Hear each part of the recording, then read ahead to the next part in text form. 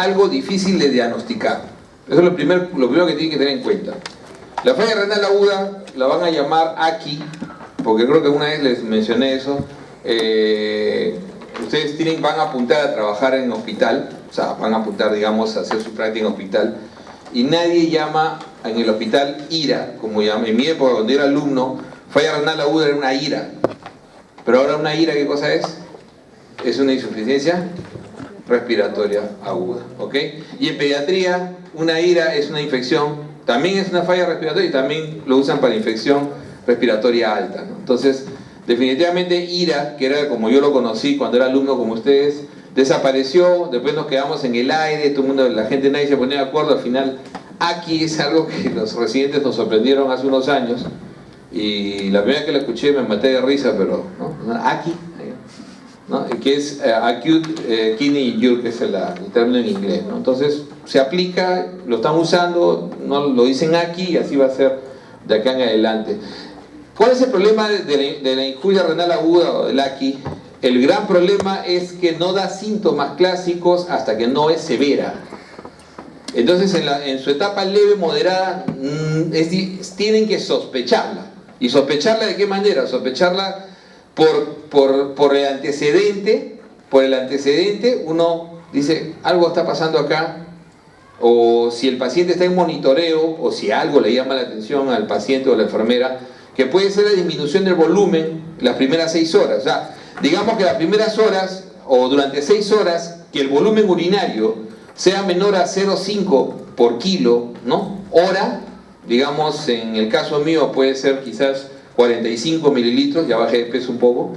En el caso de algunos de ustedes puede ser 30 mililitros hora, ¿no? Entonces eso es indicativo de que el riñón está sufriendo en forma aguda. O el hecho de que suba 0.3, ¿no? 0.3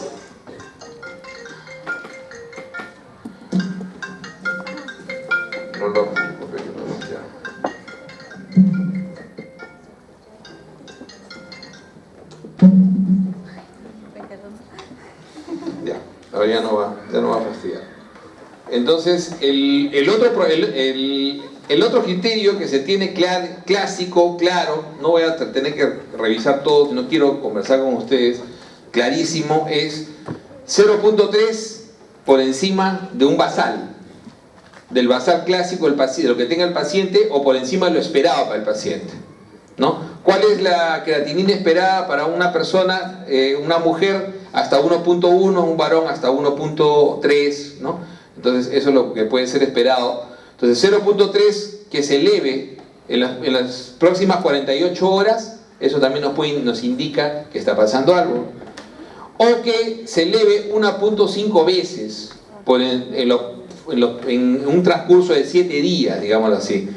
Miren que es bien sensible. O sea, imagínense ustedes un paciente con cólera que hace una diarrea profusa. Les doy el ejemplo porque eso es lo que yo he visto 1000 veces en la época cuando era interno. Y a las 10, 12 horas ya estaba con 4 o con 3 de creatinina. Quizás era una cosa más aparatosa. Pero digamos que un paciente como el que van a ver comúnmente no es así. ¿Y qué es lo que más van a ver? O sea, la injuria renal más común es la prerrenal. Y la prerrenal es la que más se ve en la comunidad. Es la que más se ve en la comunidad. Clásicamente el paciente con diarrea, clásicamente el paciente deshidratado, el paciente que sangra, la hemorragia, el paciente politraumatizado, el gran quemado es otro que definitivamente va a hacer daño renal. Y otras enfermedades como por ejemplo los procesos infecciosos. Por eso es que las dos primeras cosas que uno hace en la terapia, ¿qué es? Quítenle el nefrotóxico y traten la infección. Esos son los dos puntos clásicos que no estaban en la lectura, creo, ¿no? Pero es algo que tiene que darles claro. Quítenle el nefrotóxico.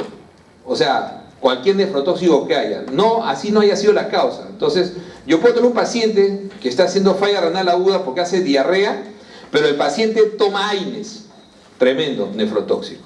O el paciente toma IECAS, tremendo nefrotóxico, para la falla renal aguda.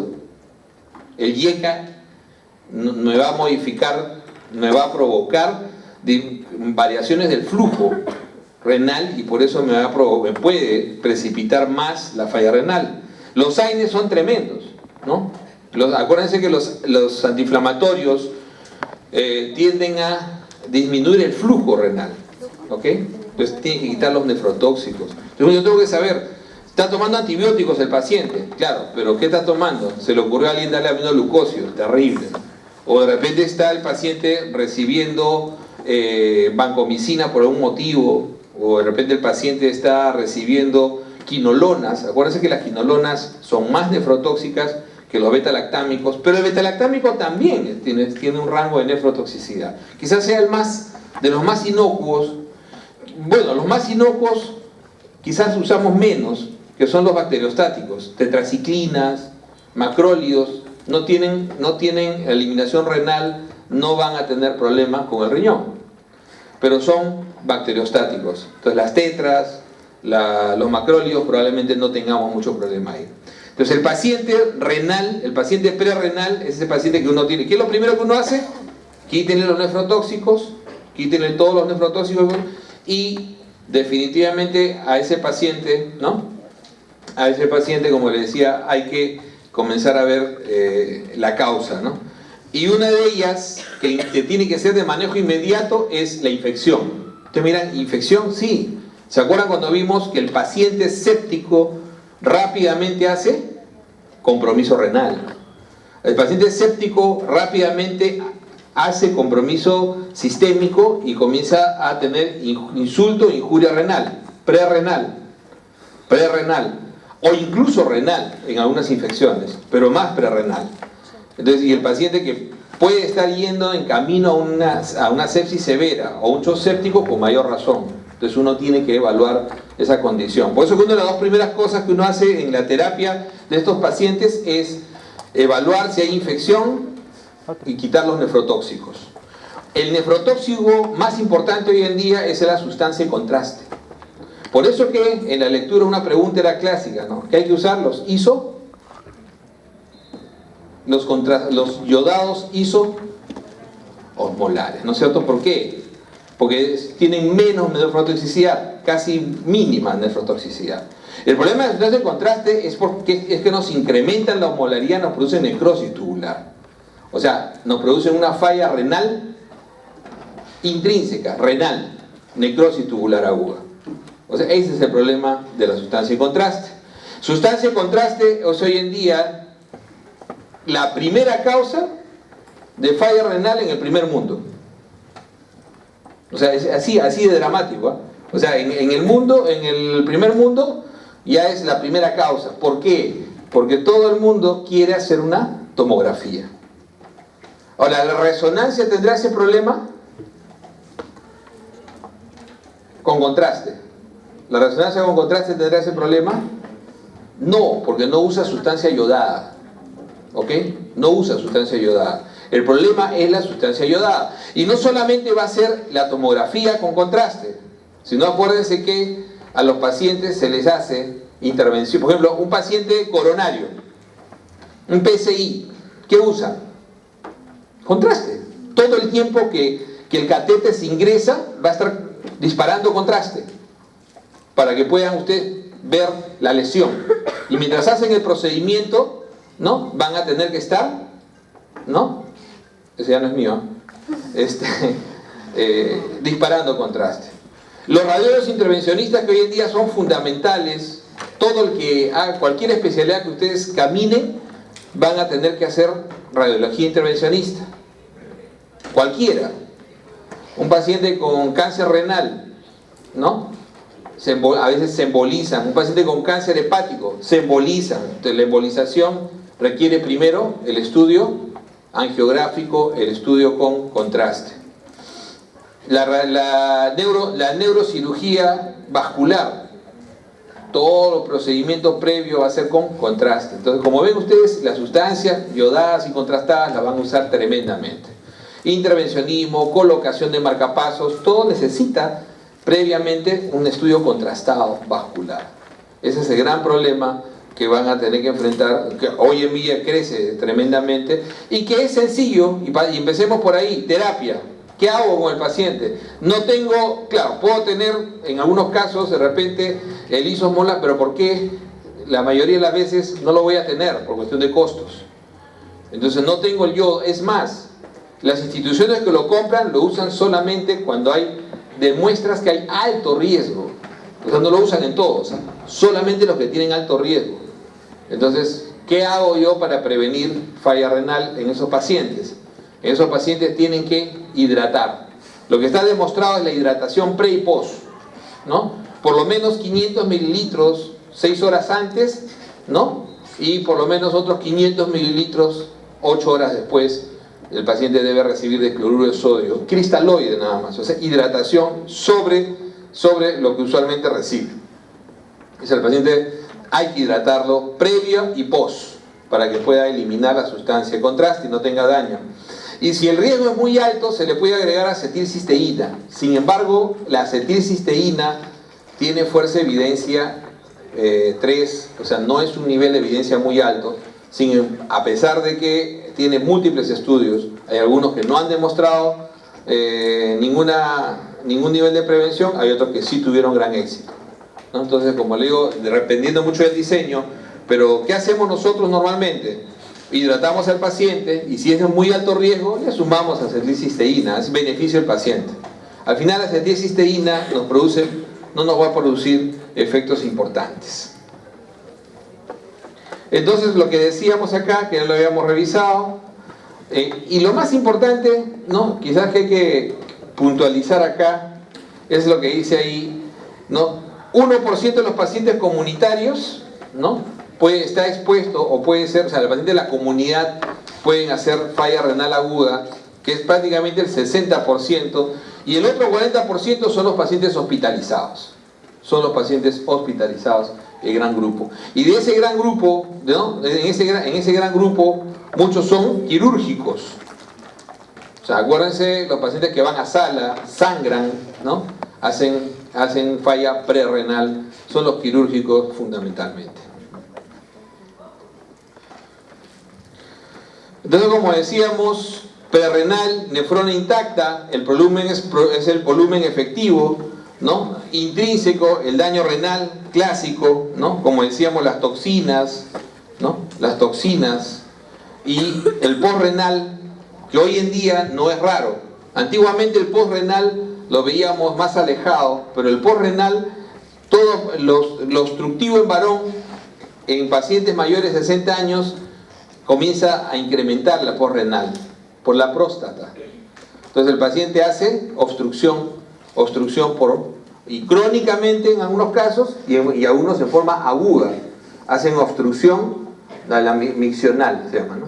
Entonces hacen un síndrome de obstrucción miccional. De repente el abuelo comienza a desesperarse, le duele la vejiga y comienza a tener, no puede orinar.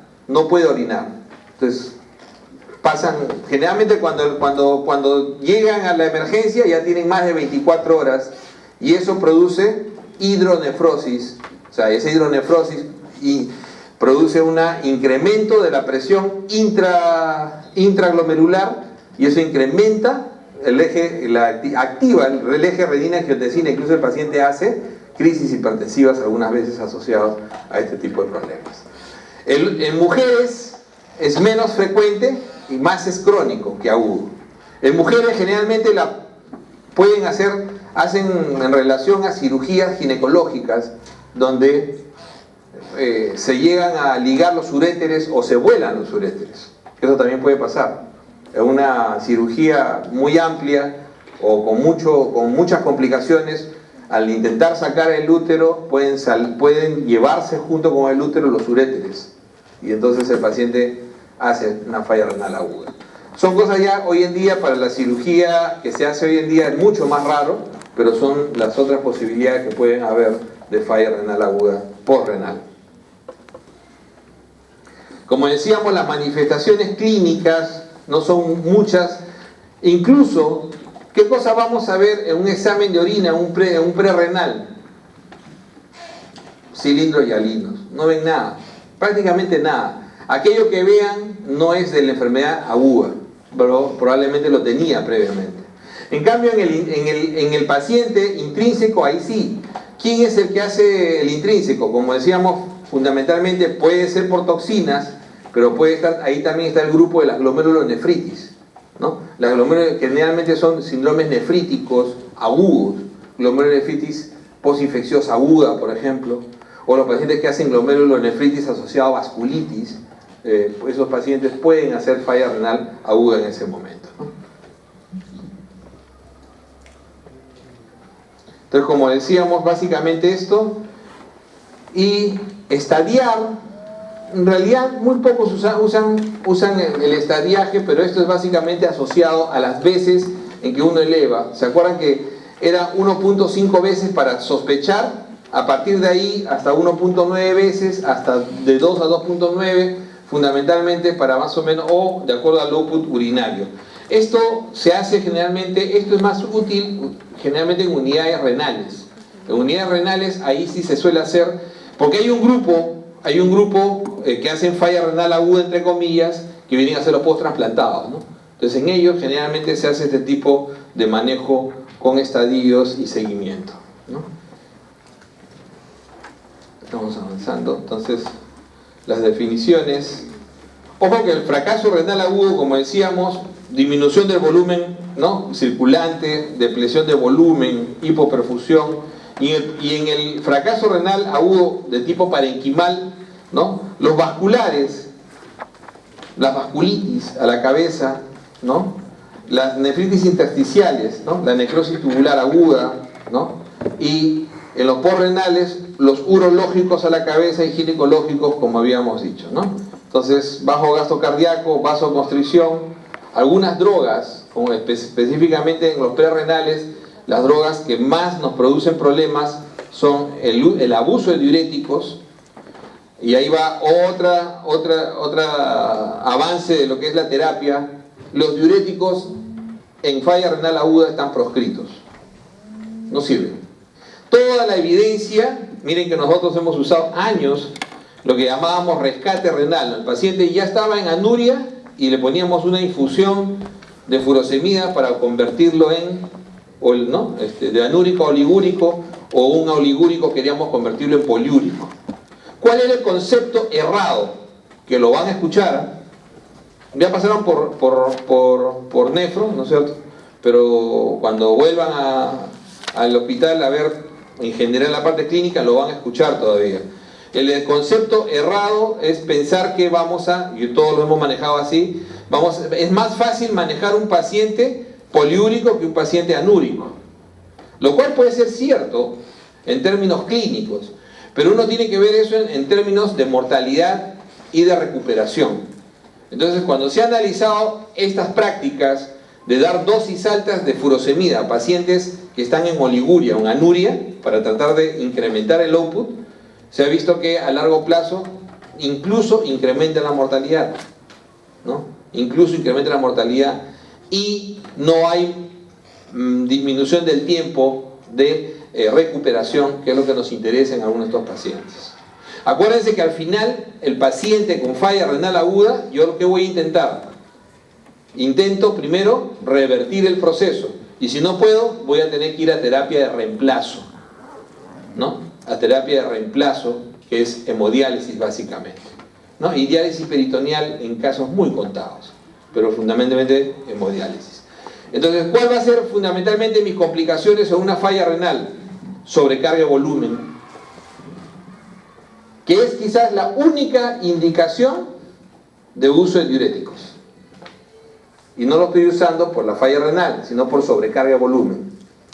Entonces, una de las primeras complicaciones que puede tener la falla renal severa es el paciente cuando hace sobrecarga de volumen. Entonces, ¿qué va a hacer? Edema pulmonar, congestión. Es en ese momento que tengo una indicación todavía de poder utilizar diuréticos si es que el paciente micciona, salvo que el paciente ya esté anúrico, ¿no? Y después vamos a ver qué vamos a hacer con ese paciente si está anúrico. Otra complicación son los trastornos hidroelectrolíticos, fundamentalmente hipercalemia, ¿no? A veces hipernatremia, hipermagnesemia e hiperfosfatemia, fundamentalmente son los trastornos hidroelectrolíticos que tenemos que manejar en el agudo, ¿no? El agudo hace fundamentalmente hipercalemia Y generalmente la mortalidad está más relacionada a hipercalemia. Está más relacionada a hipercalemia que a otras complicaciones. Y el otro gran problema es la acidosis. La acidosis que tiene que ser manejada en los pacientes, ¿no?, en forma aguda. Entonces, la acidosis en forma aguda, que el paciente no puede compensar, tiene que ser manejada también en forma aguda cuando el paciente hace ya signos de daño por acidosis, Kussmaul, etc. Entonces, esas son fundamentalmente las complicaciones que uno tiene que manejar en el paciente renal agudo, ¿no? En el paciente renal agudo. Entonces, ahí, a ese manejo inicial, uno tiene que añadirle encima, ¿qué cosa hay que añadirle? Primero, retirar todos los nefrotóxicos. Punto 1, retiren todos los nefrotóxicos, eso es básico. Punto 2, en realidad es trate la infección lo más pronto posible, de forma inmediata, si hay proceso infeccioso intermedio. Si tú tienes un paciente que está haciendo falla renal aguda y tienes un proceso infeccioso intercurrente, o es la causa o lo va a precipitar. Por eso que tienes que tratarla ya. Y tiene que ser con dosis o con antibióticos, que vamos a ver qué antibióticos son los más pertinentes ahí y cómo ajustar la dosis. La hipercalemia mayor de 5.5, ojo que cuando es problema grave, mayor de 6.5. Mayor de 6.5 ya es problema grave. ¿Cuándo debemos prevenir? Y eso estaba en la lectura, mayor de 6. Prevenir los cambios electrocardiográficos. Y yo puedo agarrar y digo, manejo hipercalemia. Entonces,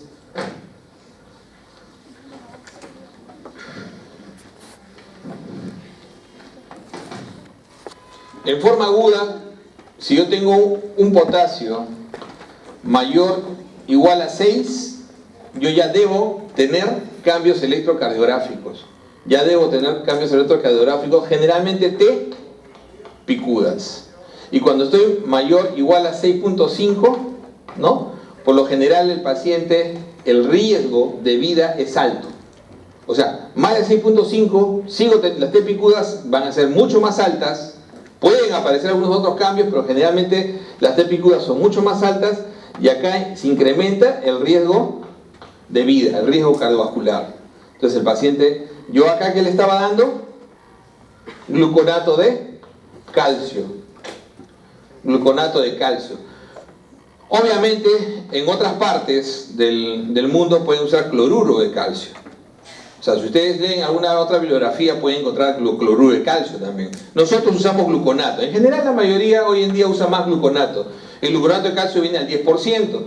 El tratamiento con el gluconato de calcio no es que yo agarro y le pongo cada 8 horas, cada 6 horas, como se me ocurra. ¿Cuál es la dosis? Ya pasaban por nefro, ¿se acuerdan? ¿Cuál es la dosis? Al final nadie sabe, porque en realidad no se usa así. El gluconato de calcio se usa, ¿no?, al 10%, ampolla, ¿no?, se va a poner cada 20 minutos, cada 20 a 30 minutos, hasta revertir los cambios. Entonces lo que se hace es revertir los cambios. Primer error que todos hemos cometido. Yo también aprendí, ponía mi gluconato, feliz, cada 8 y me iba y le dejaba al paciente con su T picuda, con su PR prolongada, con su QRS, porque acuérdense que mayor de 7, el paciente ya, además de las T picudas que aparecen, ¿no?, el ST se prolonga, el QRS se ensancha, ¿no?, se aplana la onda R.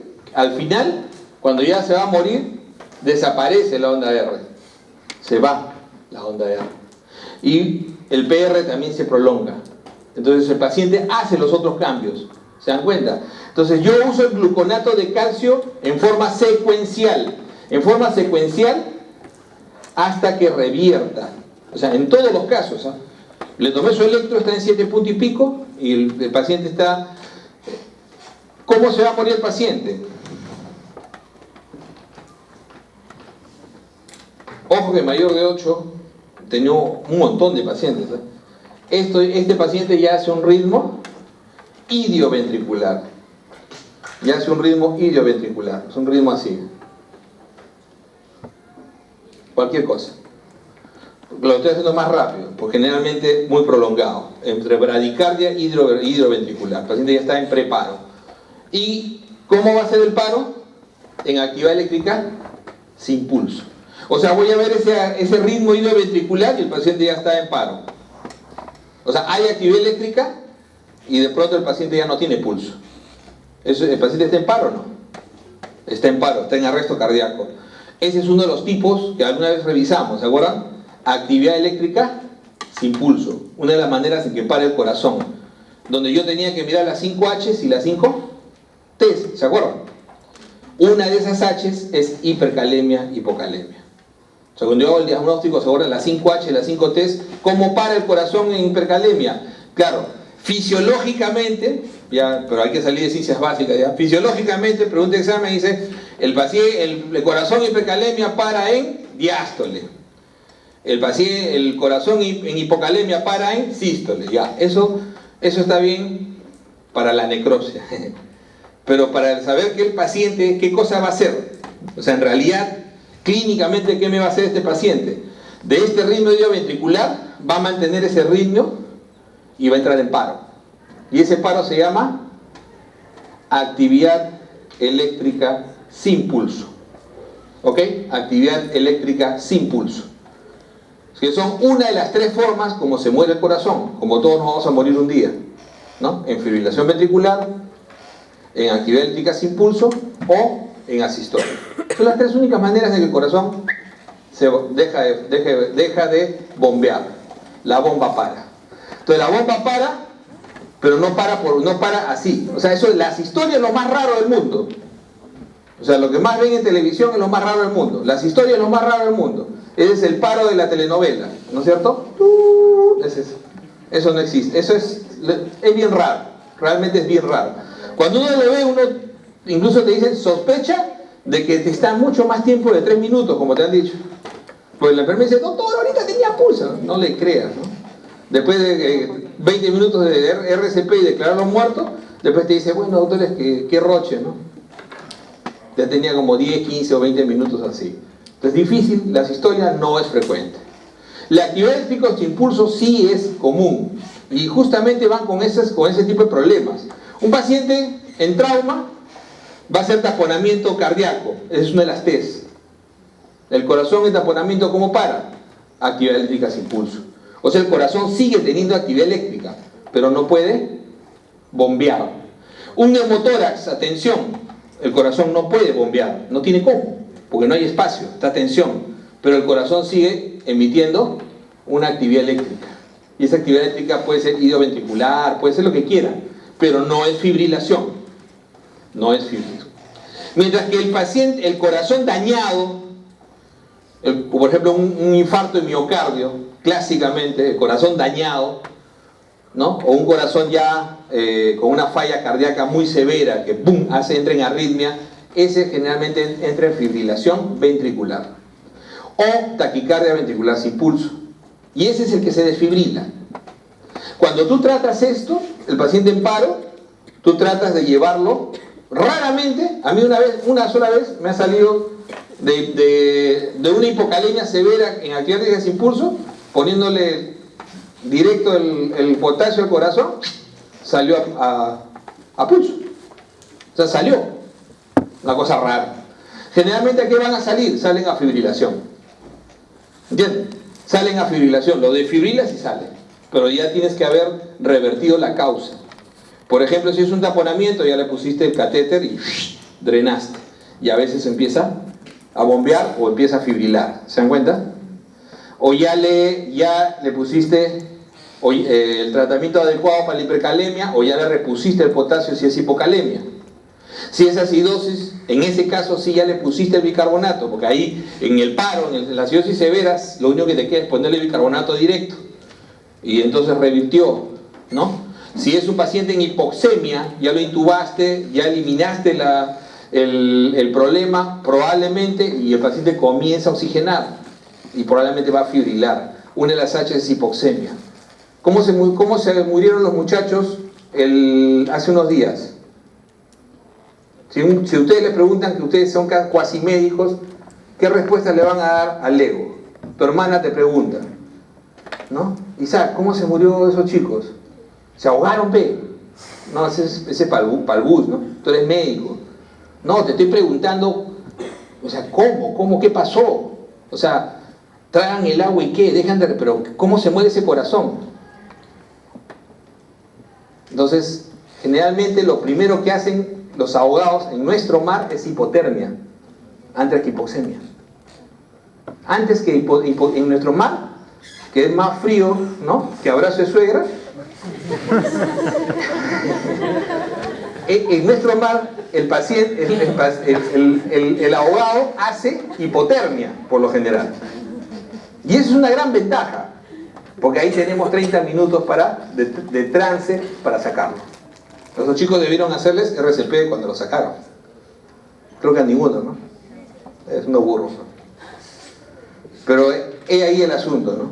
Entonces, esa es una de las actividades diuréticas impulso, ¿no? Hipotermia. Entonces ahí se ve el tratamiento. Regresando acá, entonces tú dices gluconato de calcio desde que aparece cambios electrocardiográficos, sí, pero a partir de 6.5 ya no solamente vas a hacer eso, sino tienes que sumarle insulina.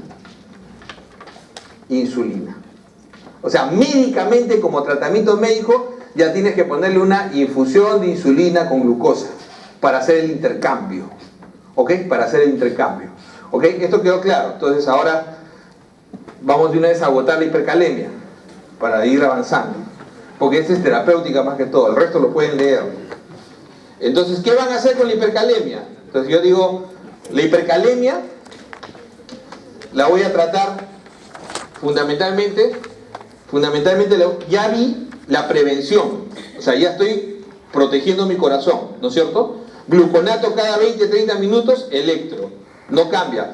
Otro gluconato, electro, plum, las T comenzaron a bajar, bestial. Otro gluconato, T normales, lo dejo cada 8 horas.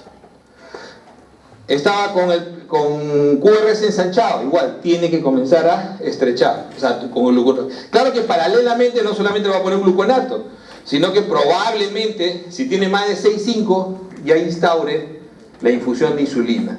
Entonces, cuando yo trato hipercalemia, en este caso, tengo solamente dos opciones con la hipercalemia. O redistribuyo, o extraigo, o sea, saco el potasio, ¿no? Hago extracción del potasio. La extracción del potasio ideal va a ser diálisis, la hemodiálisis. No es ideal, sino digamos la más efectiva.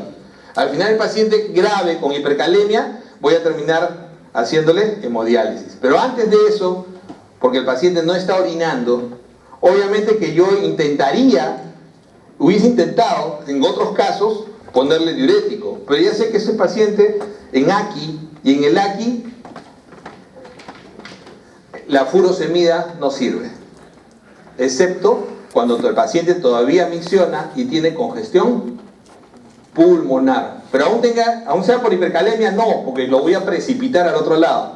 Entonces, ¿cómo puedo extraer si no es por hemodiálisis, que es al final? Por eso que esto queda para después. Primero es la redistribución. ¿Qué es lo más rápido para redistribuir? Nebulicen. Nebulicen, señores. ¿Con qué? SABA. ¿Se acuerdan del SABA? Beta agonista de acción corta. Nebulicen. El poder que tiene la nebulización es 0,5. ¿Ok? Hasta 0,5 máximo. Pero puede ser suficiente de inicio. Mientras consigues la vía, mientras consigues el catete para la diálisis, le zampas su mascarilla y cada 10 minutos cambias el líquido y le pones, ¿no? Le pones una dosis o disparas. O le pones 10 gotas de fenoterol, o le pones 25 gotas o 30 gotas de salbutamol en la nebulización, o comienzas a disparar 4 disparos cada 10 minutos. Pum, pum, pum, pum, lo comienzas a disparar al paciente. Eso Claro, probablemente te taquicardice un poco al paciente, pero te va a ayudar porque es rápido, es casi inmediato. Este es uno de los primeros que redistribuye. El más seguro de redistribución es la insulina. Es la insulina. Entonces la insulina con su dextrosa en infusión. Entonces uno dice, allá, ¿le pongo cuánto? Más o menos 1 a 2 unidades, ¿no? Le voy a pasar más o menos 1 a 2 unidades por minuto aproximadamente hasta ver, pero con dextrosa 10 o al 50%. ¿Para qué? Para que haga intercambio. Porque lo que estoy buscando es que la insulina, al ingresar la glucosa, me ingrese potasio. Entonces lo más seguro, digamos lo que más techo me va a dar y lo que les va a salvar la vida en donde no tengan diálisis al paciente es la insulina. Infusión de insulina con su dextrosa para estos pacientes. ¿Qué más puedo redistribuir? ¿Qué se acuerdan? ¿Qué más puedo usar para redistribuir? Bicarbonato, sí. Bicarbonato me puede ayudar a distribuir. Esta es una de las pocas condiciones donde quizás el bicarbonato sí se puede utilizar, evaluando si el paciente paralelamente tiene una acidosis muy severa. Generalmente evitamos el bicarbonato para no llevar al paciente paradójicamente al otro lado. Acuérdense que el uso de bicarbonato puede producir el efecto inverso a nivel microsomal. Entonces, por eso que generalmente se utiliza el bicarbonato cuando el paciente está en las condiciones más severas de acidosis. Menos de 7 de bicarbonato en un AGA, etc., ¿no?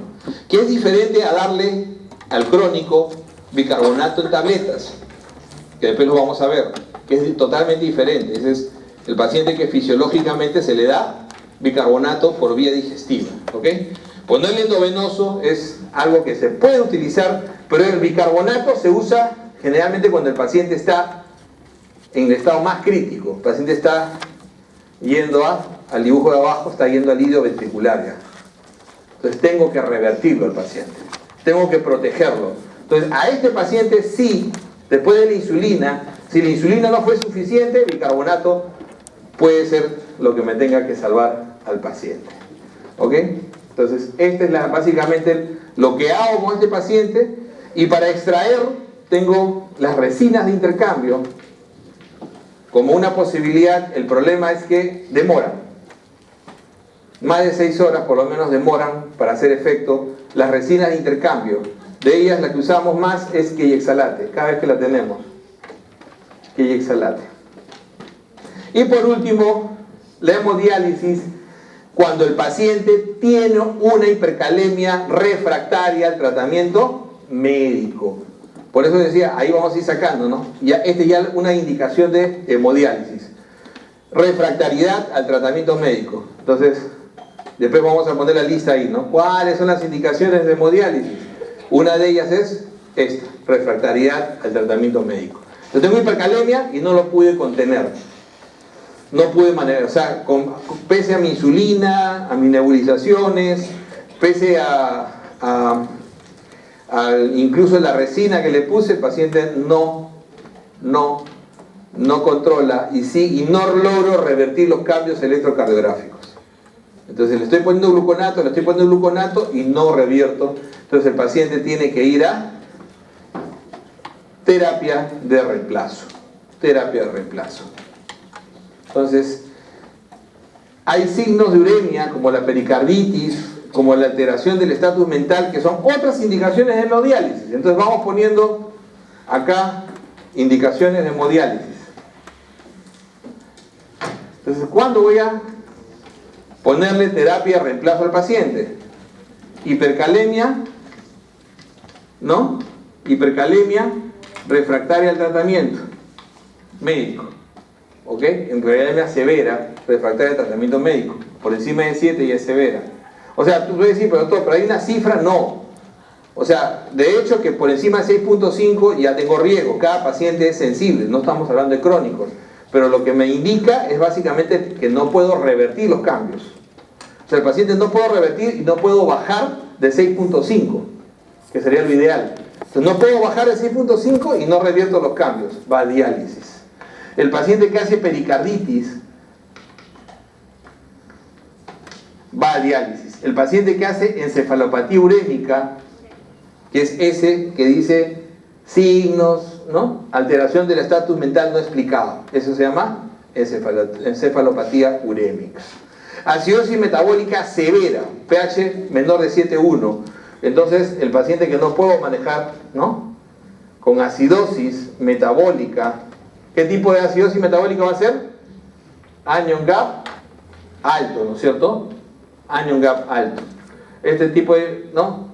Refractaria al tratamiento, también tiene que ir a diálisis. Ese paciente va a ir a diálisis. El paciente con sobrecarga de volumen, ¿irá a diálisis? Claro, si está en anuria, si estaba en oliguria, le puse, que es la 21ª vez que se me permite usar furosemida. El paciente, estamos en el AQI todavía, el paciente que está con AQI y que hace congestión pulmonar, sobrecarga, está en edema pulmonar y todavía micciona un poco, puedo intentar. Eso ya queda a criterio. Puedo intentar darle 80 miligramos de furosemida, entre 40 y 80, ¿no? No funciona, no va a funcionar más. Entonces, ese paciente que hace, ¿qué cosa ha hecho clínicamente? Edema agudo pulmonar. Otra condición de diálisis de urgencia. Entonces, esa es otra condición de diálisis de urgencia en estos pacientes, ¿no? Entonces, ya ahí tenemos prácticamente las 5 clásicas causas que el paciente entra a diálisis de urgencia. Esas son las 5 clásicas, ¿no? Causas de que el paciente entra a diálisis de urgencia.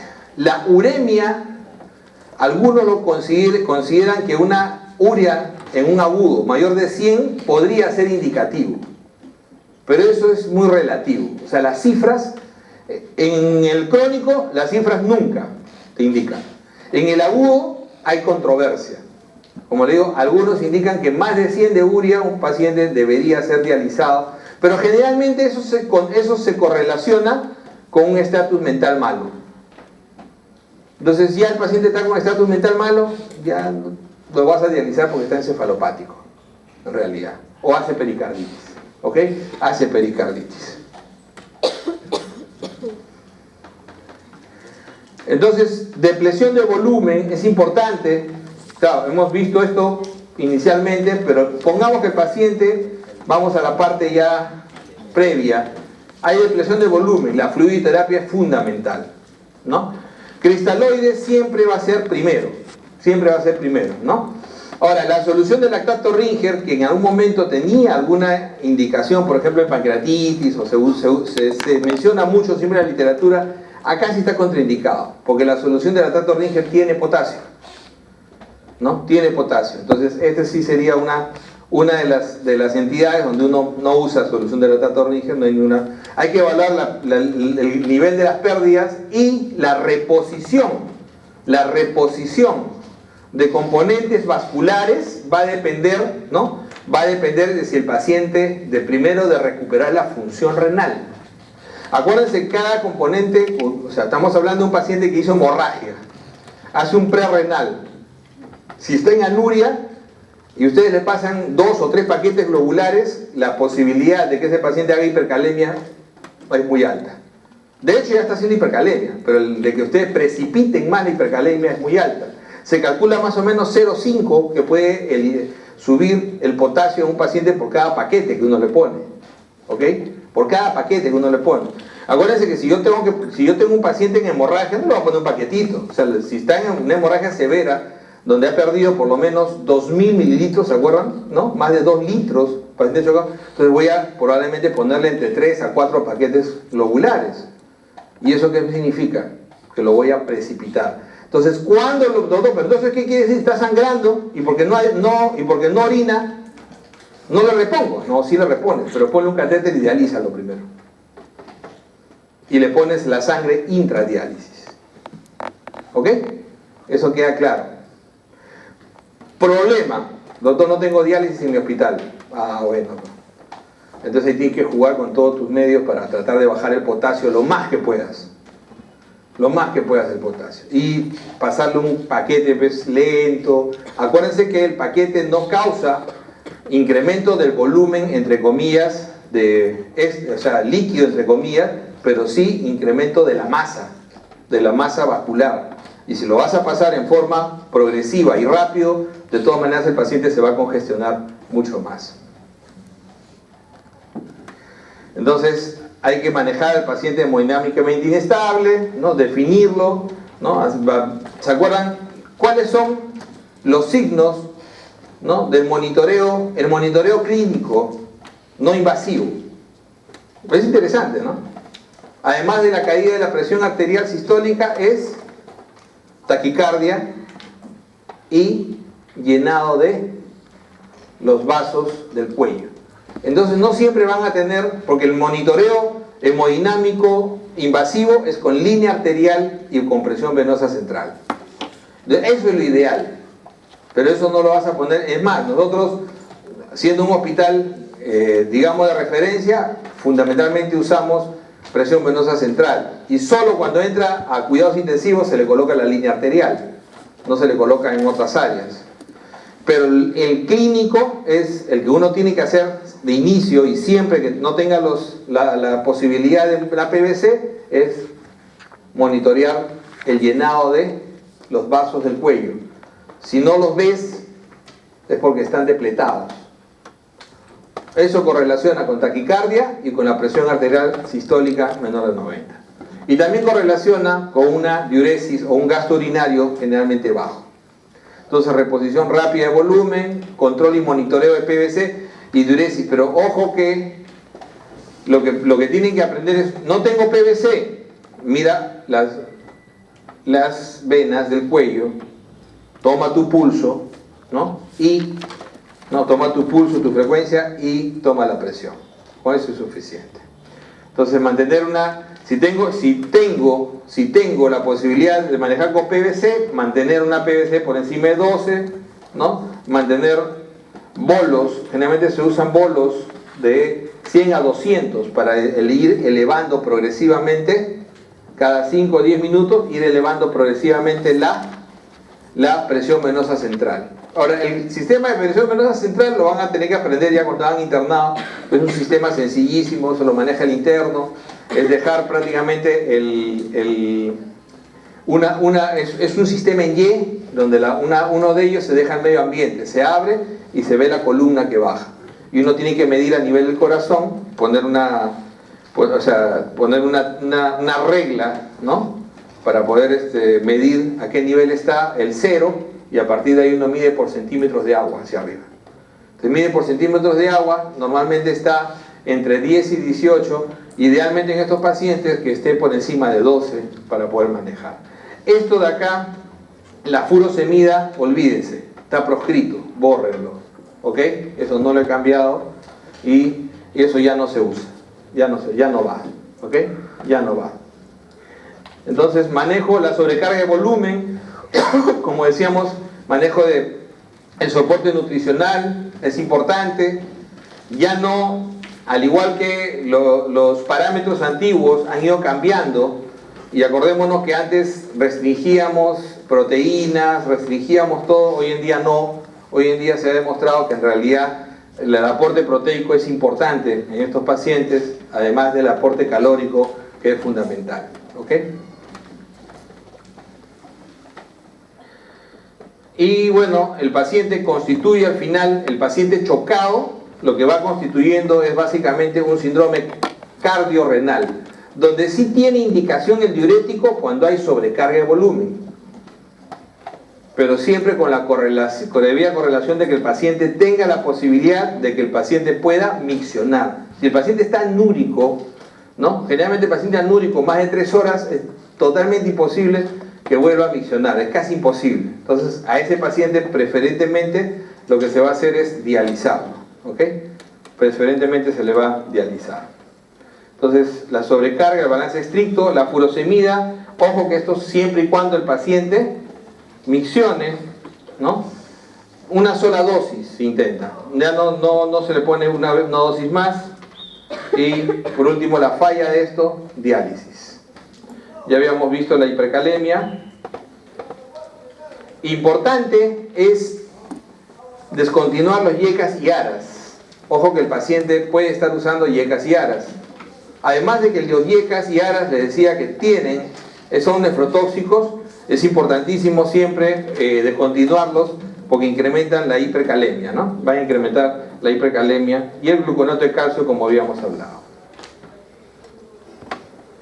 La acidosis metabólica también, hay que evaluarla bien.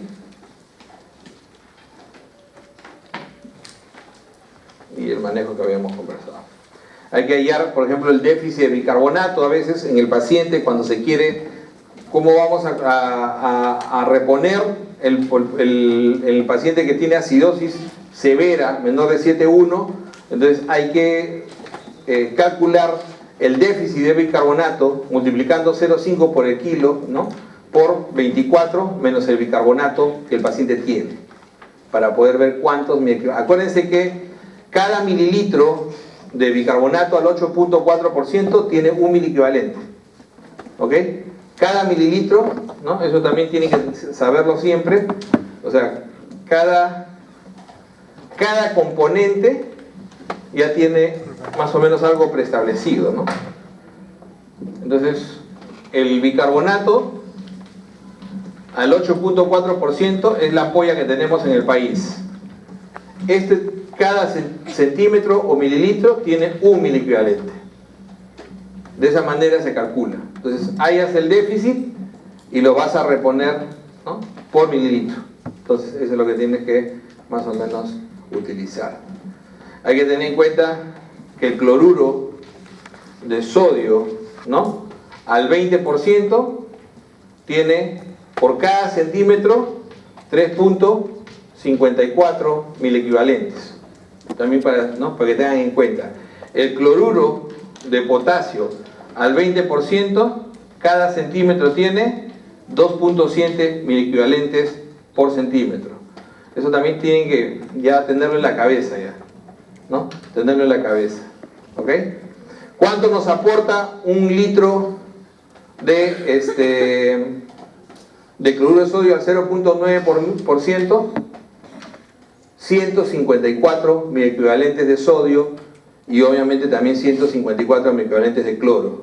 Eso también son para cuando uno hace balance de esto, tiene que tener en cuenta esto. Lamentablemente en el país solo tenemos esta presentación de potasio. No tenemos la presentación de un miliequivalente, 1 centímetro en todo el mundo. Lo que más se utiliza es 1 centímetro, 2 miliequivalentes. Ese es el cloruro de potasio al 14,9%. Esa presentación desapareció hace muchos años, hace más de 20 años. Entonces, lamentablemente tenemos solamente esta, que es comercialmente conocida como calium, y esta es comercialmente conocida como hipersodio, al 20%.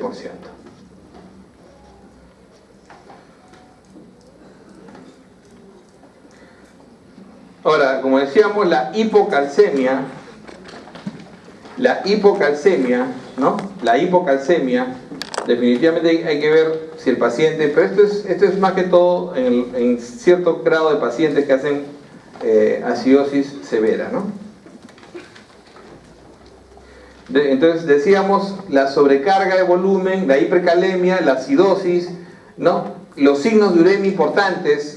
De ellos la pericarditis es el más evidente, pero si tuviéramos neuropatía también, ¿no?, aunque eso generalmente ya se ve en pacientes más crónicos, pero si tuviéramos neuropatía podría ser también otra posibilidad, salvo que no tuviera otro ejemplo, ¿no? Utilizar preventivos, miren todo lo que hay que hacer con estos pacientes, ¿no?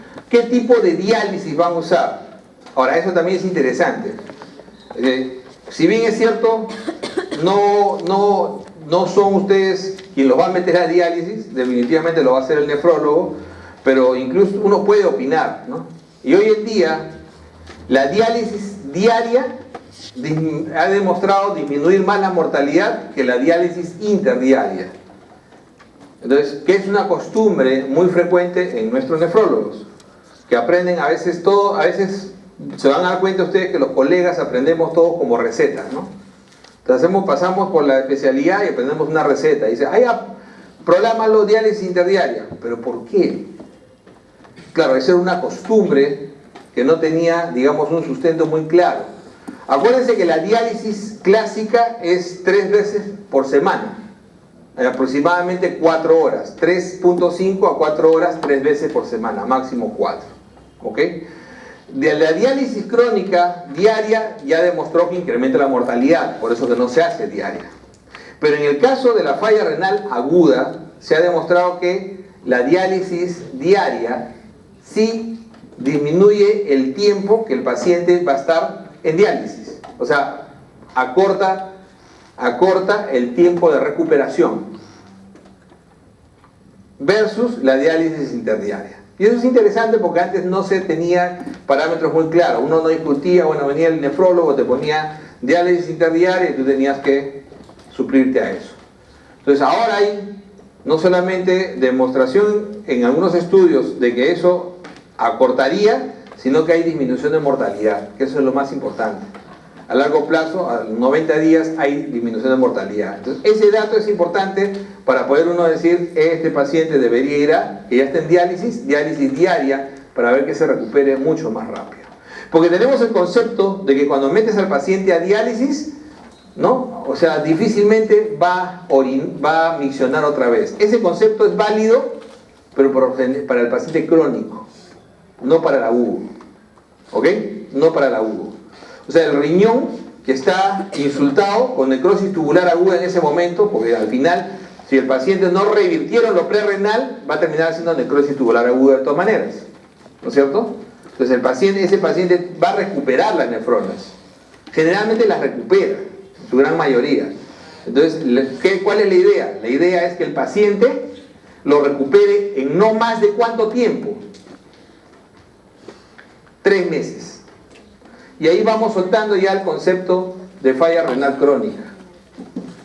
Cuando esto se hace permanente, con una depuración por debajo de 60, el paciente ya está en falla renal crónica. ¿Se entendió la figura?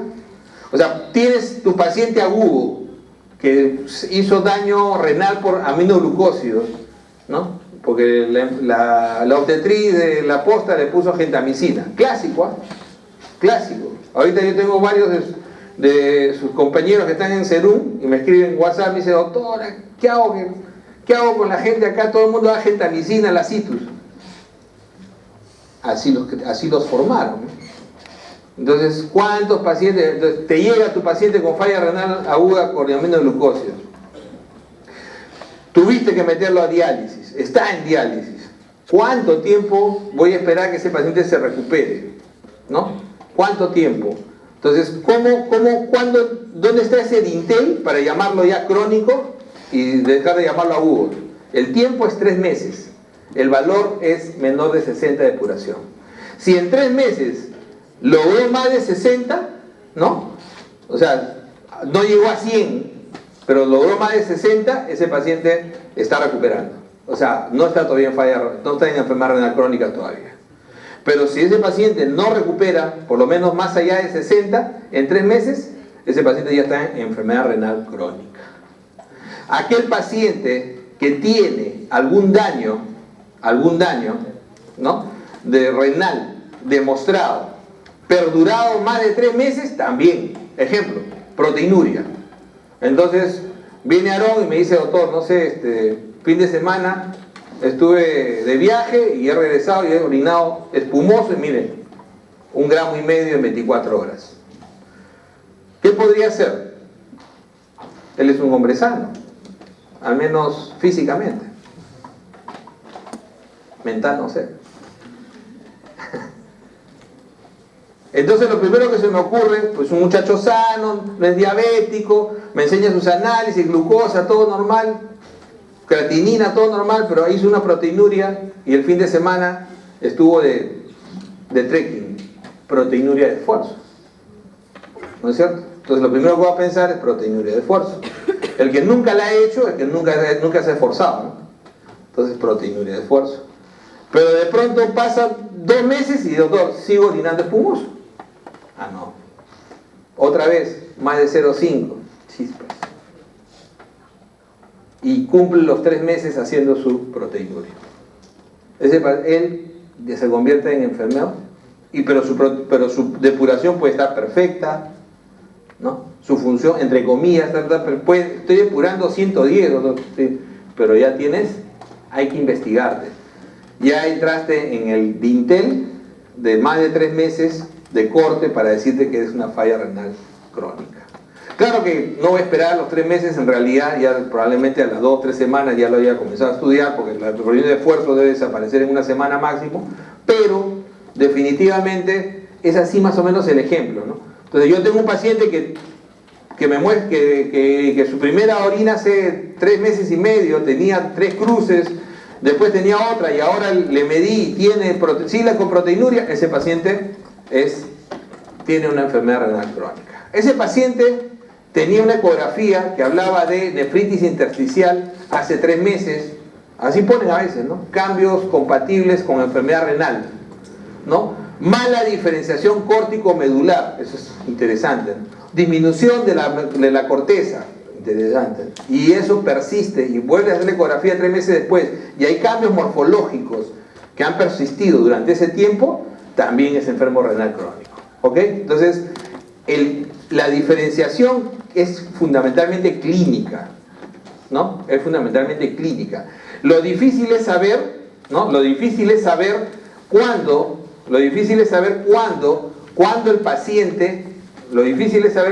el paciente, ¿no? Es un crónico que ha hecho una falla aguda. Ese es el problema.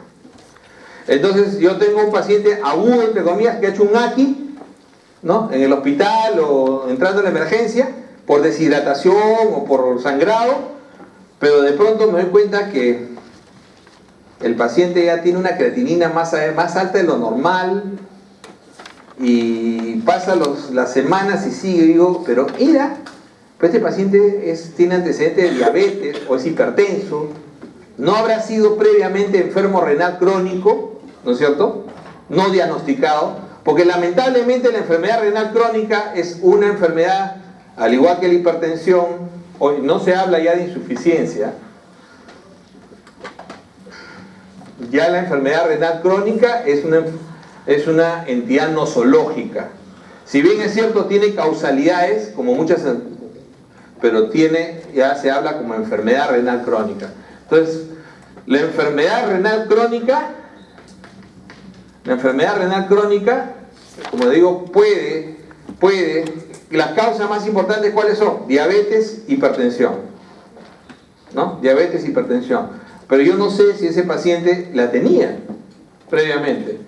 Entonces, ¿cómo saber si era un renal crónico y después, y ha hecho en este momento que lo estoy viendo, que está en fase aguda, no es un crónico reagudizado? Porque me gustaría ponerle ese título, ¿no es cierto?, con apellido.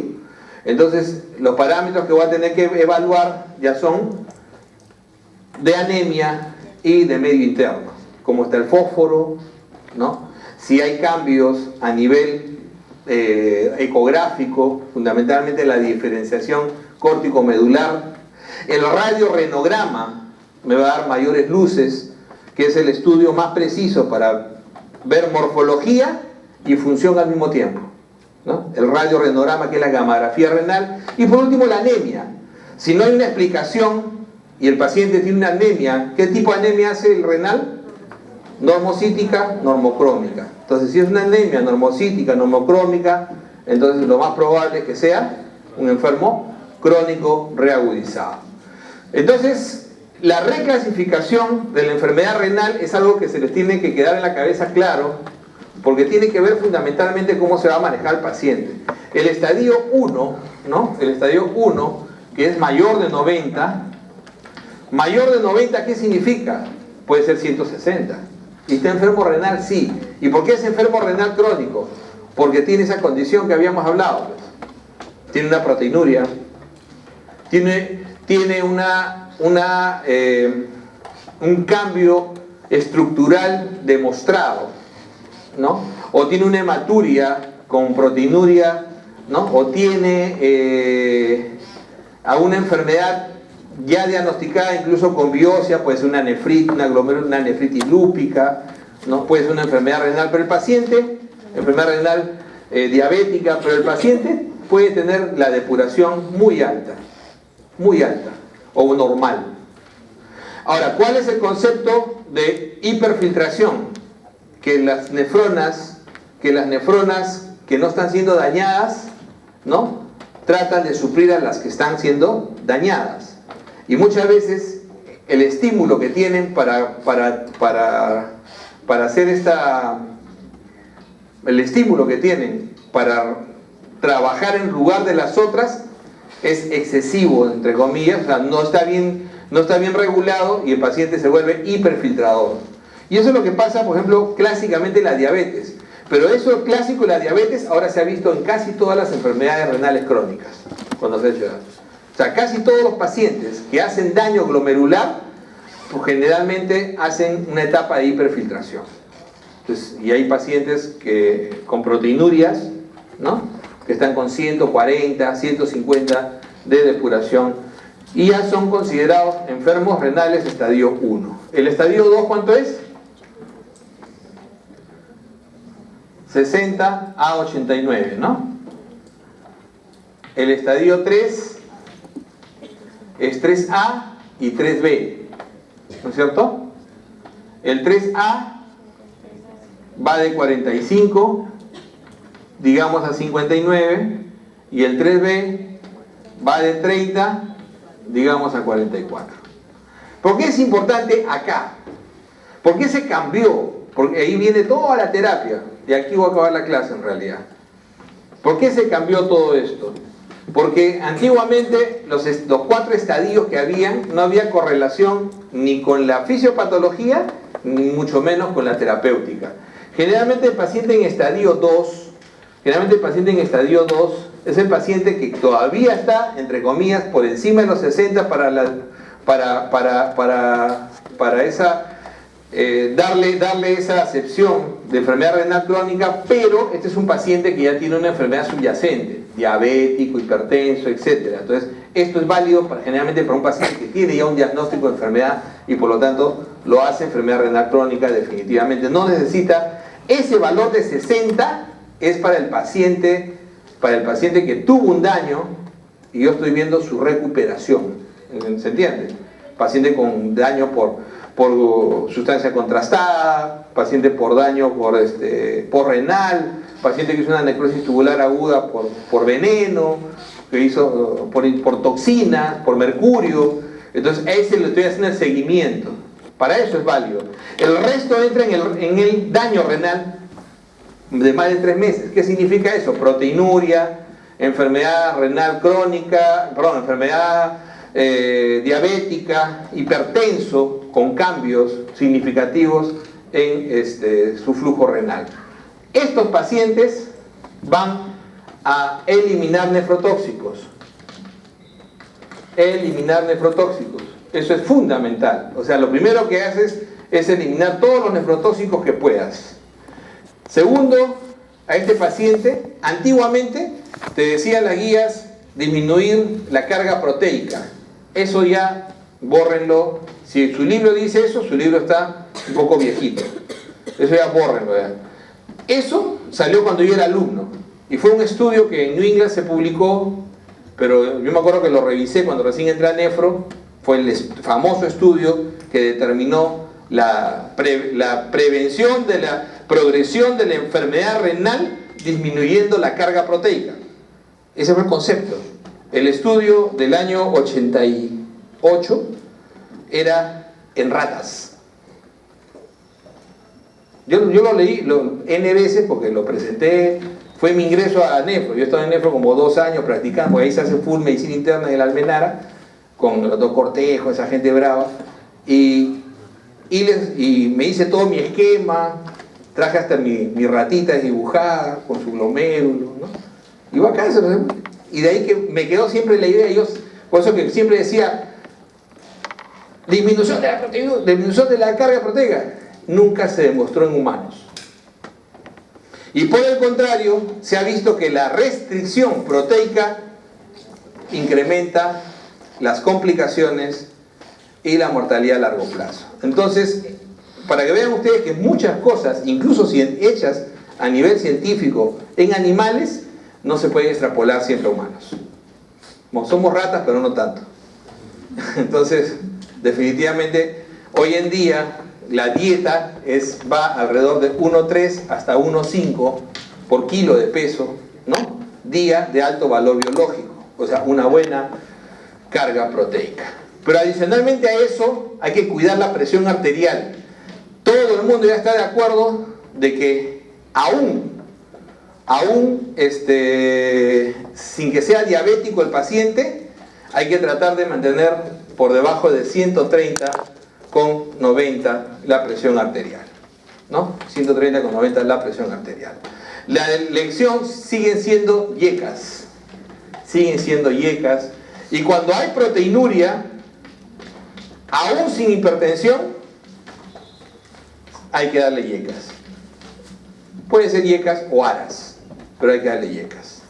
Solo cuando es diabético es cuando se ha demostrado que un paciente indistintamente puede usar yecas o aras.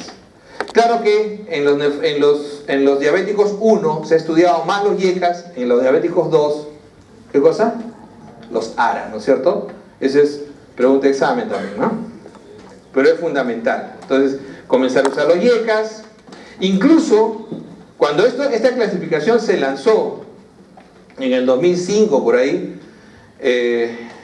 decían los expertos que en el estadio 2 ya se va a demostrar que hay que dar yecas, tengan o no tengan, o sea, simple y llanamente que esté en el estadio. Todos deben recibir yecas. No. Eso quedó definido que no. O sea, ¿cuándo le doy yecas? Claro, es la elección, pero cuando tiene hipertensión o cuando tiene proteinuria sin hipertensión. Pero tiene que tener proteinuria significativa. Entonces, ahí recién es base. ¿Qué sigue acá? Entonces, el paciente va bajando y alrededor de 40, el paciente empieza a hacer anemia. ¿Cuándo considero que el paciente es anémico? Cuando tiene menos de 12 hemoglobina. En el paciente con enfermedad renal, ¿ok? Menos de 12, ya el paciente está con anemia. Pero generalmente correlaciona con 40. Por eso es que en el estadio B es cuando perentoriamente debe ir al nefrólogo.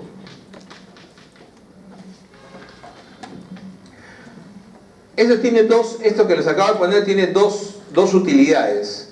Primero, no me estén mandando al nefrólogo al paciente en estadio 2. Eso tienen que manejar ustedes.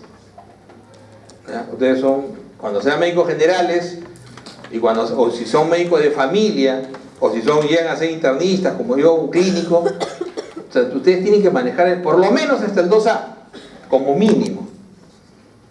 ¿Entienden la figura? Por lo menos hasta el 2A tienen que manejarlo. Pero recién, ya en el 2B, perdón, el 3A, ya en el 3B, el paciente sí está demostrado que siendo evaluado por el nefrólogo disminuye mortalidad a partir del 3B. Antes no. Entonces también hay estudios respecto a eso. O sea, recién a partir del 3B el paciente se demuestra realmente que baja mortalidad. Claro, hay algunas guías que dicen, en general el paciente debe tener una visita por nefrólogo al principio. Básicamente eso es por la duda diagnóstica. Pero yo creo que tanto ustedes como el nefrólogo, cualquiera de nosotros está en capacidad de hacer el diagnóstico sin ningún problema. La idea es que generalmente este paciente, alrededor ya de 40, por ejemplo, ya es un paciente que va a requerir probablemente eritropoyetina. O sea, EPO, ¿no es cierto? EPO, la eritropoyetina.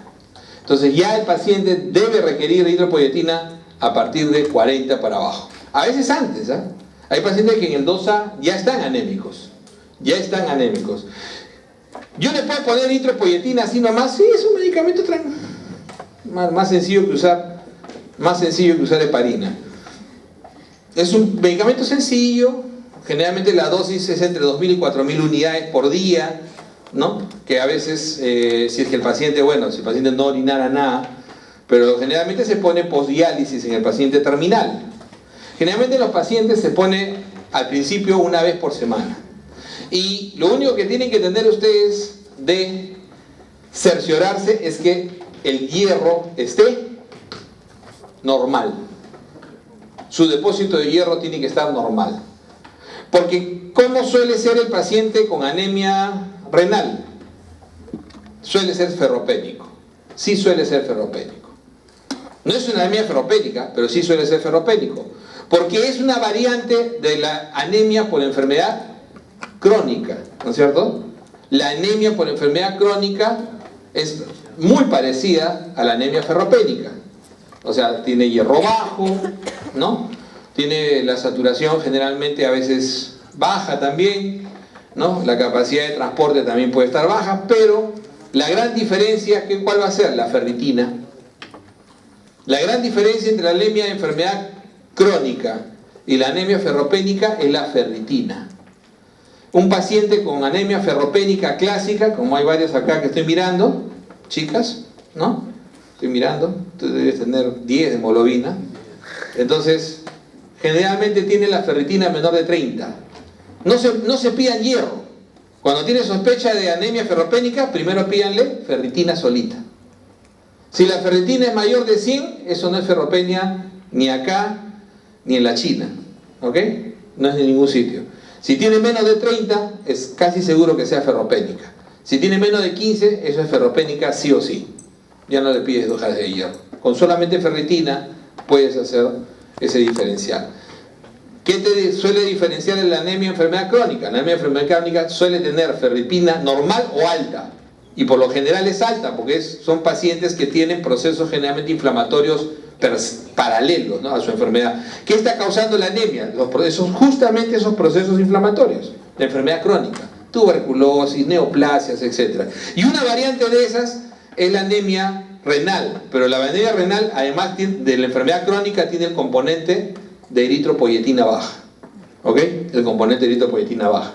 Entonces, una de las cosas que uno tiene que cerciorarse cuando empieza a tratar esto es que haya hierro. Ahí sí tienes que usar el hierro, porque no es diagnóstico. Lo que le decía la ferritina es cuando tú enfrentas el proceso diagnóstico. Pero ahí sí tienes que usar el hierro. Pum, tu hierro. Menos de 50, le pones hierro. Más de 50, no le pones hierro. ¿Ok? El hierro siempre se pone intravenoso. En intramuscular es una salvajada, pero acá en el Perú se pone mucho. Generalmente se pone intravenoso, ¿no? Generalmente viene con un tipo de glucosa adherida, el hierro. El hierro es muy irritante, ¿no? Si les cayera hierro en la mano, les va a quemar un poco. El hierro es un radical libre, acuérdense. Está dentro, ¿no? ¿Se acuerdan de la cadena? La cadena transportadora de electrones, ¿no? Dice así, ¿en cuál participaba el hierro? De los 5, en el tercero, ¿no? El hierro es parte de esa, en la cadena transportadora de electrones. Cuando se produce los radicales libres, a veces el hierro es el más potente de todos, si es que no se reduce en forma efectiva. Por eso es que el hierro tiene que transportarse, siempre va a estar con una proteína. Si se transporta, transferrina. ¿Y cómo se deposita? Siempre se va a depositar con su proteína. ¿Qué proteína la deposita? La ferritina. ¿Y dónde se deposita más? En el hígado, ¿no? En el hígado. Entonces ahí van a ustedes. Entonces el hierro siempre, ¿no? El hierro siempre de preferencia endovenoso, ¿ok? De preferencia endovenoso. Entonces van viendo ustedes, dicen, enfermo renal crónico. Sigo, yo voy sumando, ¿eh? Lo primero es evita nefrotóxicos, trata la causa subyacente, diabetes, 7 de glicosilada es la meta para evitar que progrese la enfermedad renal. Antiguamente se decía que la enfermedad renal crónica del diabético se detenía controlando la presión. Algo de cierto tiene, pero hoy en día se sabe fundamentalmente que el diabético hay que controlar la A1C. 7. Si tú lo mantienes en 7, puedes detener el progreso en la enfermedad renal. ¿Ok? Ahora, ¿cómo mantener eso? No es sencillo. En el diabético tipo 1 sí se ha demostrado que la insulina en forma intensiva sí hay una relación bien directa con disminuir la progresión de la enfermedad renal. Pero en el diabético tipo 2 no se ha demostrado eso completamente. Entonces no es muy sencillo en el 2. En el 2 básicamente hay que manejar la proteinuria también. O sea, no solamente hay que manejar eso, sino hay que manejar la proteinuria. Manejar la disminución de la proteinuria, que no haya... Acuérdense que el diabético tipo 2 es el que más se daña con la hipoglicemia. Es en él donde la hemoglobina, donde la glicosilada por debajo de 6,5, yo les decía, incrementa las complicaciones cardiovasculares. Y cuando lo llevas a una glicosilada debajo de 1, incrementas la mortalidad cardiovascular. Entonces ese es el 2. El 2 es fregado de manejar. Por eso les decía que en el 2, básicamente lo que se ha demostrado es hemoglobina glicosilada en 7. Y en el 1, además de que puede hacer esa la meta, lo más importante es la insulinoterapia intensiva. Ahí sí. Por eso es que el 1, hoy en día, en el primer mundo, vive más que antes.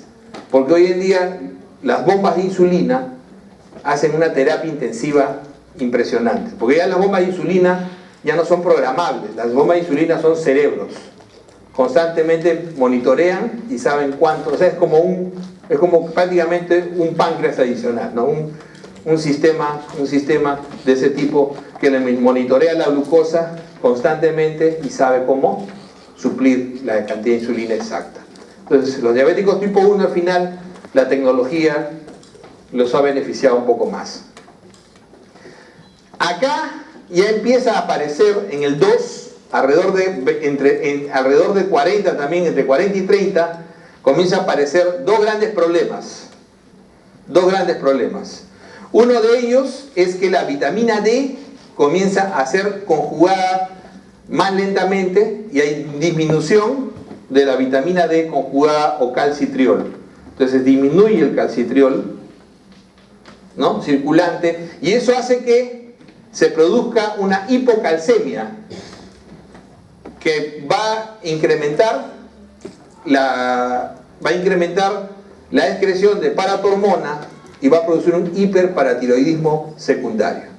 Entonces eso activa los osteoclastos, libera calcio para poder, ¿no?, mantener una calcemia normal, porque el calcio es un catión fundamental, especialmente para el ritmo cardíaco y para casi todas las funciones. Entonces mantiene el calcio, pero comienza a incrementar el fósforo, porque está destruyendo matriz por actividad osteoclasto. Entonces se da la osteodistrofia renal. Además, esto se ve precipitado por la acidosis. O sea, hay dos mecanismos de osteodistrofia renal, no se olviden. Uno es el clásico hiperparatiroidismo secundario, que empieza con el problema de disminución de la conjugación de la vitamina D, la D3, y disminución de la absorción de calcio. Y eso termina produciendo el hiperparatiroidismo secundario. Y adicionalmente a eso, la acidosis. La acidosis precipita más, ¿no?, la salida de fósforo y la excreción de calcio a través del riñón y del intestino. Entonces eso precipita cada vez más la osteodistrofia renal. Entonces, por esos mecanismos uno empieza a tener osteodistrofia renal.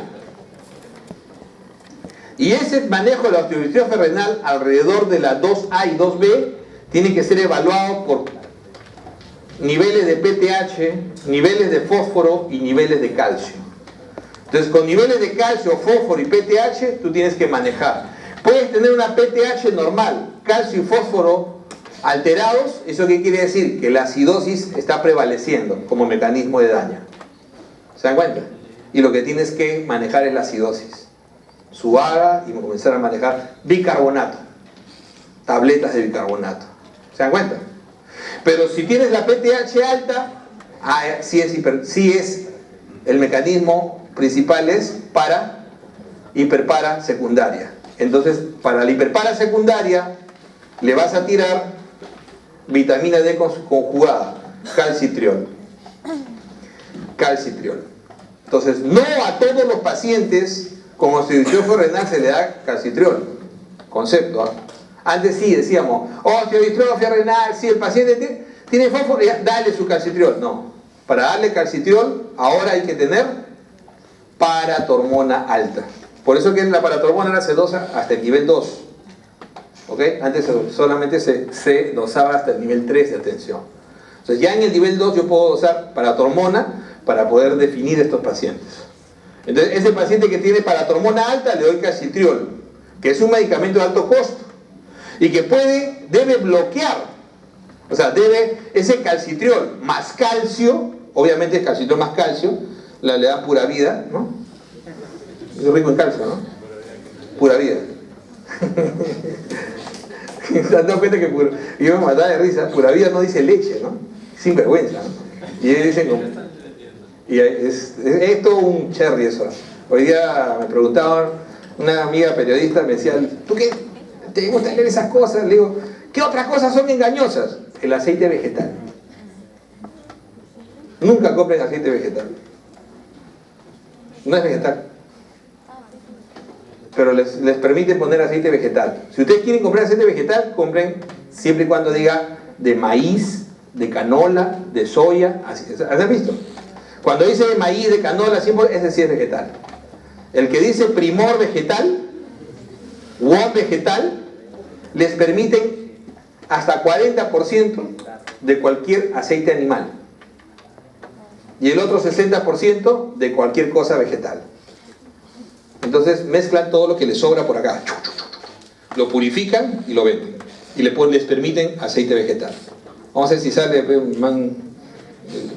Mi amiga se quedó así. No sabía eso, sí. ¿Tú qué compras? Primor, qué bueno, sí. Uy, ya. Entonces, ya no hago cherry.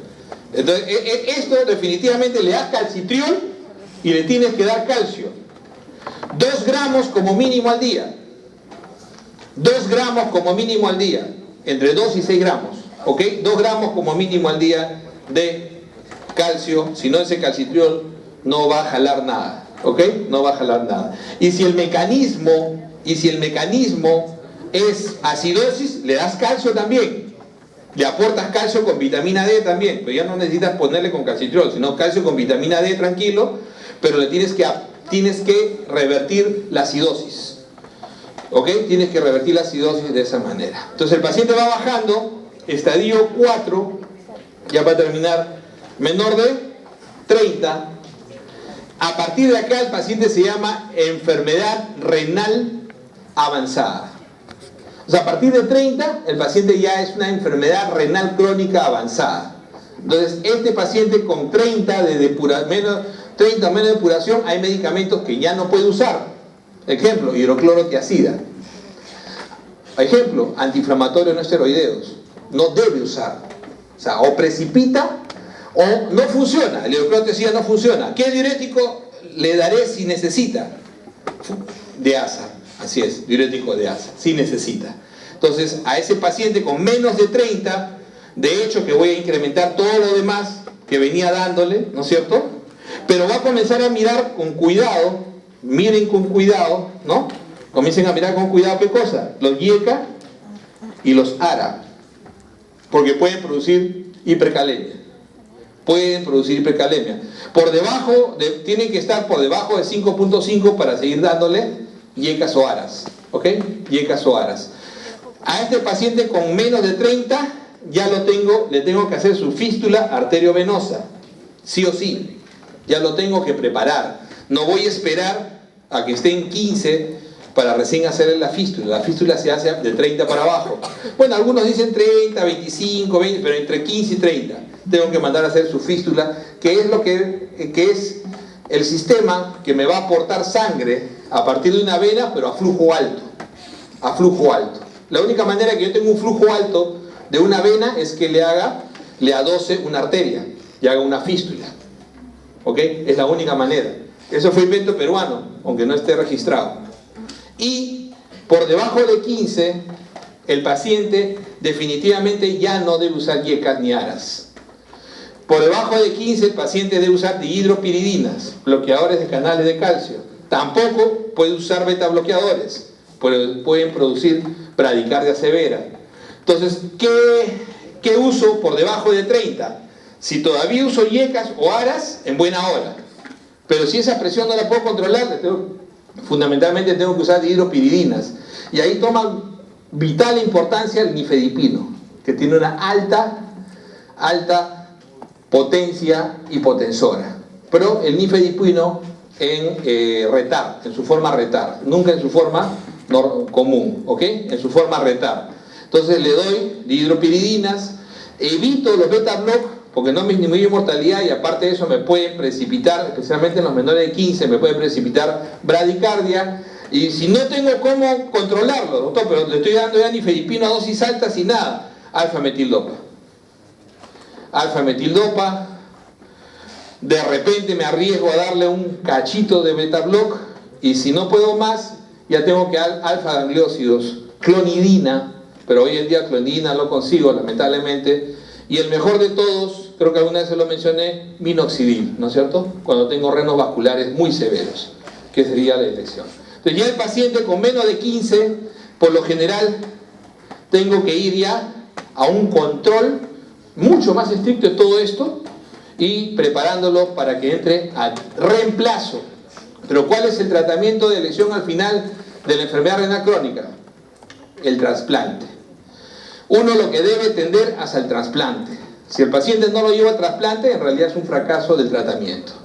¿Ok? Hasta los diabéticos, porque a veces nos miramos por debajo de la axila, hasta los diabéticos tienen derecho a trasplantarse. Alguna vez discutíamos esto en el hospital y decían, no prefieren otro tipo de... No, pero porque los diabéticos son un montón. ¿A quién escoges? Escoge al mejor. En realidad se tiene que escoger no por el tipo de enfermedad, sino por el tipo o sea, por el mejor paciente es el que al final uno enfrenta antígenos y es el más compatible. ¿Okay? Y bueno, y el buen paciente, ¿no? La mejor diálisis para el paciente esperar es la diálisis peritoneal continua. Esa es la mejor diálisis. La mejor diálisis que tenemos en el país. Hay otras mejores diálisis que son las diálisis peritoneales también, pero continuas, de baja presión, o sea, son diálisis donde el paciente se instala, hace el recambio en casa durante el sueño. Y de eso hay dos tipos, hay peritoneal y hay hemodiálisis de baja presión, ¿ok? Que son aparatos que se usan en el país, pero en forma muy limitada, la diálisis convencional. Entonces, fundamentalmente, eso es lo que hay que hacer con estos pacientes. La diálisis es un sistema que requiere básicamente parinización. Ese es otro de los grandes problemas. El paciente va a estar generalmente va a estar anticoagulado, ¿no? Y esos pacientes, por lo general, ¿no?, son pacientes que van a comenzar a tener deterioro de una serie de estructuras y de su misma nutrición, porque pierden todavía proteínas, siguen perdiendo, no paran de perder proteínas. Por lo general acumulan proteínas importantes, por ejemplo, acumulan y hacen amiloidosis a largo plazo, acumulan beta-2 microlobulina, por ejemplo, y esos pacientes pueden hacer amiloidosis o pueden hacer síndromes parecidos a amiloidosis, acumulando proteínas que no pueden eliminar comúnmente. ¿Preguntas?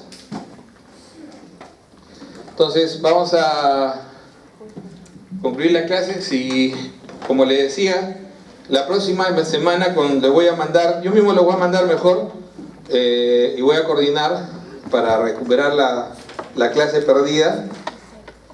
Y bueno, al menos en los pasitos, esta semana tienen que dar definitivamente el pasito de infarto de miocardio, ¿ya? Eso sí, no les quepa duda. ¿Qué día han decidido darle infarto de miocardio? Para de una vez decirle a Pamela. Viernes. Ya, viernes. ¿Viernes? ¿Con qué día? ¿Qué viernes?